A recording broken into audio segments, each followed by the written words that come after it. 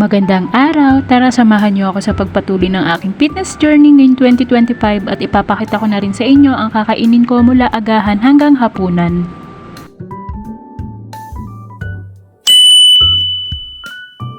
Una sa lahat ang aking breakfast. Para sa aking breakfast, meron akong 225 calories. Bali sa 225 calories, kasama na dito ang kanyang palaman na Lady's Choice Chicken Spread at hindi mawawala sa atin ng pure black coffee.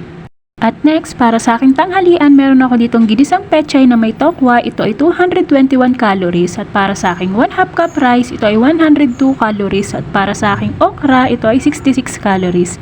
Tara, kain tayo!